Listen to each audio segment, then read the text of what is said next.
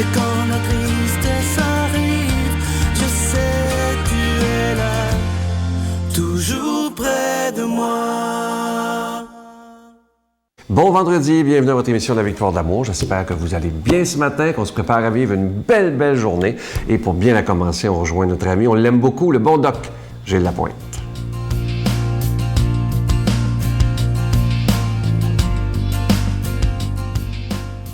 Bon matin tout le monde, j'espère que vous allez bien. L'importance de s'exprimer, je venais saluer les jeunes parents qui nous écoutent et les parents plus âgés qui nous écoutent tous les jours. Merci d'être là. Louis Pasteur, le lait pasteurisé, Louis Pasteur a défendu la théorie selon laquelle les microbes ou les bactéries causent des maladies. Écoutez bien ceci. Avant sa mort, il a modifié sa position en affirmant que le microbe n'est rien, le terrain est tout. Imaginez, Pasteur a dit ça, le microbe n'est rien. Alors, ça rejoint un peu les propos du docteur Servan-Schreiber dans son volume, qui dit, il fait allusion souvent, il dit que des émotions profondes, des plaies psychologiques non guéries, des thérapies qui n'ont jamais eu lieu, ça laisse des séquelles. Vous savez, j'en parle souvent. Et voici ce que le docteur Schreiber écrit à ce sujet dans ce petit volume-là. Il dit...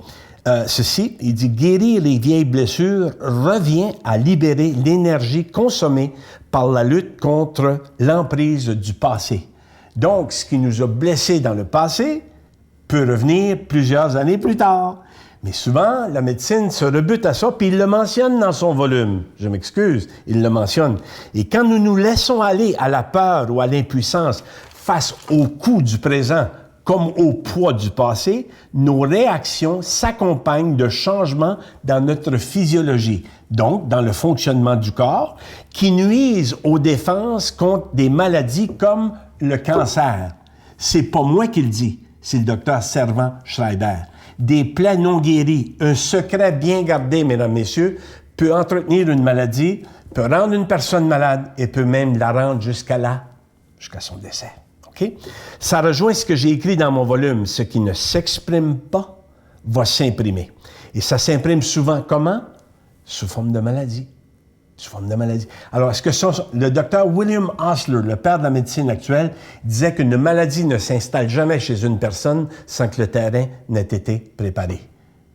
Et lorsque le docteur Béliveau, dans son volume sur le cancer, en parle, il a raison. Alors, de là l'importance de parler, d'être capable de s'exprimer, le dire quand on a une peine, un secret qui est en train de nous dévorer, un problème ou une plaie ouverte, comme Johnny Cash, un poids qui nous accable, ou encore qui nous épuise psychologiquement. Écris, pleure, parle quand il faut s'ouvrir, parle à quelqu'un, mais exprime-la. Il y a des psychologues aujourd'hui qui sont... Quand notre voiture est malade, comme j'en ai déjà parlé, on l'amène au garage. Quand ça va pas mentalement, il y a des gens qui sont là pour nous aider. Alors, n'hésitez pas. Si on a une plaie qui ne guérit pas, elle reste ouverte. On l'a vu d'ailleurs avec celle de Johnny Cash quand son père lui a dit « J'ai perdu le mauvais fils » dans son film. Alors, ce sont tous des exemples, et Schreiber n'est pas fou, là. Il est capable de le dire. Ce qui ne s'exprime pas va s'imprimer. Je souhaite que vous soyez capable de vous exprimer. Bonne semaine. Notre Père qui es aux cieux, que ton nom soit sanctifié, que ton règne vienne, que ta volonté soit faite sur la terre comme au ciel. Donne-nous aujourd'hui notre pain de ce jour. Pardonne-nous nos offenses comme nous pardonnons à ceux qui nous ont offensés. Ne nous laisse pas entrer en tentation, mais délivre-nous du mal, car c'est à toi qu'appartient le règne, la puissance et la gloire pour les siècles des siècles. Amen.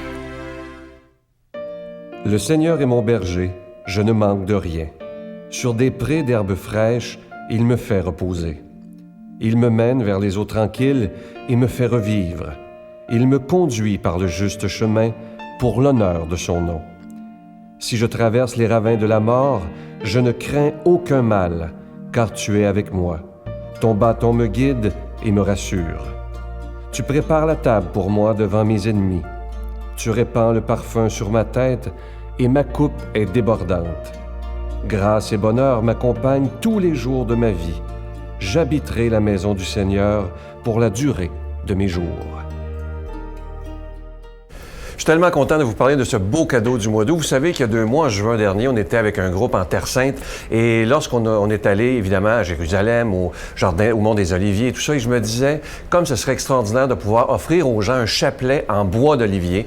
Alors, après quelques recherches, bon, etc., on a réussi à en trouver et il est fait à la main, il est déjà béni. Et vous savez que le bois d'olivier représente, je disais ça dernièrement, le sacrifice et l'amour, parce que c'est sur une croix en bois d'olivier que Jésus a donné sa vie pour nous. Alors, c'est un très beau symbole de prier le chapelet avec un chapelet en bois d'olivier. Je vous rappelle que c'est avec un don de 25 $ et si vous en voulez 2, avec un don de 40 $ et je vous rappelle qu'il est fait à la main. C'est pas une industrie, c'est vraiment fait un à la main.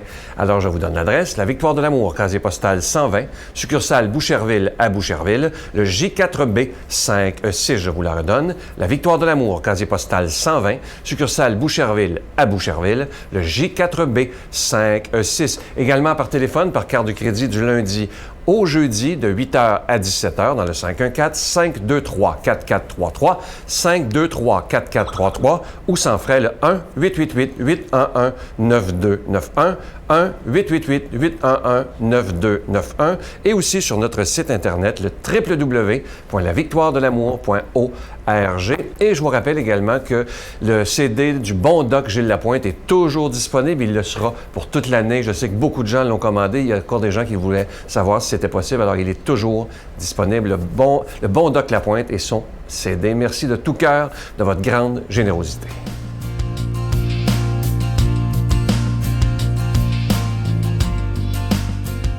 Mon Dieu, donnez-moi la sérénité d'accepter les choses que je ne peux changer, le courage de changer les choses que je peux et la sagesse d'en connaître la différence. Amen.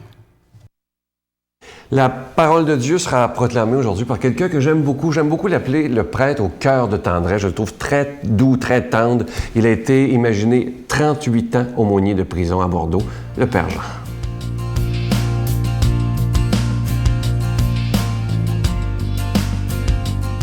Bonjour et je vous souhaite une bonne journée. Bonne nouvelle de Jésus-Christ dans Saint Matthieu.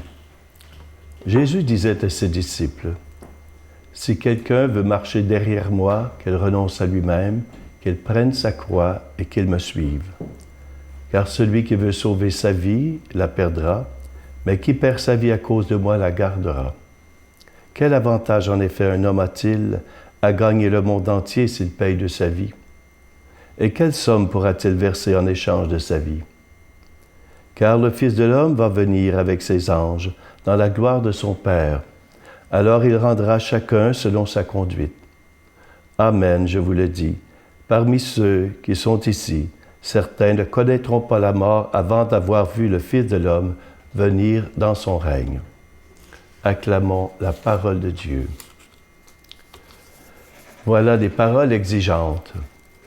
Jésus qui nous dit, si quelqu'un veut marcher à ma suite, qu'il renonce à lui-même, qu'il porte sa croix et qu'il me suive. Paroles exigeantes pour être disciple de Jésus. Nous le sommes tous par notre baptême, les disciples de Jésus. Être disciple de Jésus, il y a l'exigence de l'amour et du service. Jésus, toute sa vie a été amour, toute sa vie a été service. Et lorsque nous célébrons le Jeudi Saint, nous posons un geste qui est extraordinaire. Nous lavons les pieds des personnes. Le prêtre lave les pieds des personnes et le pape François est allé dans des prisons laver les pieds des personnes, non seulement des garçons, mais à des filles aussi. Et ce lavement des pieds est un symbole pour nous faire comprendre, comme Jésus le dit si bien, moi, votre maître, si je vous ai lavé les pieds, vous devez vous laver les pieds les uns des autres. Non pas avec de l'eau, bien sûr, matérielle, mais nous devons nous laver les pieds les uns des autres par l'eau de notre tendresse, l'eau de notre compassion, puis de notre amour. Alors, dans ma vie, j'ai rencontré des jeunes qui, sans le savoir, vivent l'Évangile. Sans le savoir, sont disciples de Jésus. Et par leurs gestes de compassion et d'amour pour les autres, et même j'ai vu en prison plusieurs fois des gars qui, sans savoir qu'ils vivaient l'Évangile, posaient des gestes de compassion et d'amour. Être disciple, c'est renoncer à soi-même et de porter sa croix, nous dit Jésus. Ce que ça veut dire porter sa croix, c'est d'assumer dans le quotidien de nos vies les difficultés et les peines. C'est pas vivre les moments difficiles de nos vies dans la résignation, mais vivre des fois ces moments difficiles qui ne sont pas de tous les jours, mais le vivre dans l'amour qui vient transfigurer ces moments. Saint Augustin disait, porter sa croix, c'est accepter ce qui est pénible dans la vie. Mais il rajoutait quelque chose d'assez consolant. Seigneur, tu nous demandes de porter notre croix, d'accepter les choses qui sont difficiles, mais tu ne nous demandes pas de les aimer, de nous laisser porter par cet amour de Jésus. Thérèse de l'Enfant Jésus disait, elle, à toutes les extases, je préfère la monotonie du quotidien. Être disciple de Jésus, c'est aussi perdre sa vie pour lui en la gardant pour lui en la vie éternelle. Perdre sa vie, ça ne veut pas dire qu'on va se détruire, ça. C'est pas ça que ça veut dire. Dieu est le Dieu de la vie. Dieu, il nous veut heureux. Il veut que nous soyons chacun et chacune des hommes, des femmes qui vivent de la vie de Jésus, mais qui profitions de la beauté de la nature, des choses qui nous entourent. Perdre sa vie pour Jésus, c'est lutter pour la justice, c'est lutter pour la paix et pour la vie. Mais si nous acceptons de prendre position pour lutter, dénoncer les injustices et aussi faire la promotion de la paix, eh bien nous risquons souvent la persécution, l'incompréhension et les outrages. Martin Luther King disait, devant l'injustice, si on se tait, on devient des complices. Et Socrate, qui est bien avant Jésus-Christ, disait, il vaut mieux subir l'injustice que de la commettre.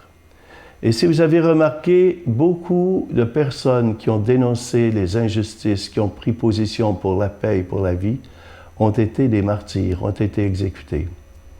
On n'a qu'à penser à Monseigneur Romero, qui a été béatifié il n'y a pas très longtemps, et qui, lui, avait décidé de prendre position fermement contre le pouvoir en faveur des pauvres, et il a été assassiné pendant qu'il célébrait la messe. C'est ça, c'est aussi accepter d'être Jésus, puis de perdre sa vie dans l'engagement social, dans la dénonciation de toutes les choses qui briment la liberté de la personne et la condition humaine. Eh bien, c'est de vivre le pardon puis la miséricorde. Et voilà ce qui est pas difficile. Voilà ce qui est difficile. Vivre le pardon et la miséricorde. D'aller jusqu'à aimer ceux qui nous font du mal.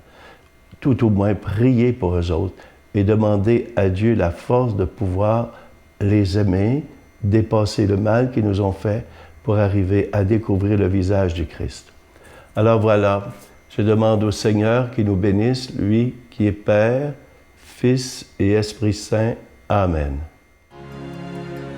Je vous salue Marie, pleine de grâce. Le Seigneur est avec vous. Vous êtes bénie entre toutes les femmes, et Jésus, le fruit de vos entrailles, est béni. Sainte Marie, Mère de Dieu, priez pour nous pauvres pécheurs, maintenant et à l'heure de notre mort. Amen.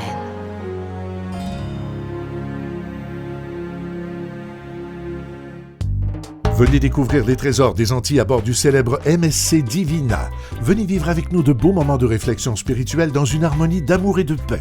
Pour une 21e année consécutive et pour une dernière fois à l'extérieur du pays, la Victoire de l'Amour en collaboration avec Voyage Intermission vous invite à son ressourcement annuel en compagnie de Sœur Angèle, Sylvain Charon et l'abbé Robert Lemire du 11 au 21 janvier 2016. Réservez rapidement au 514-288-6077 ou 1-800-465-3255.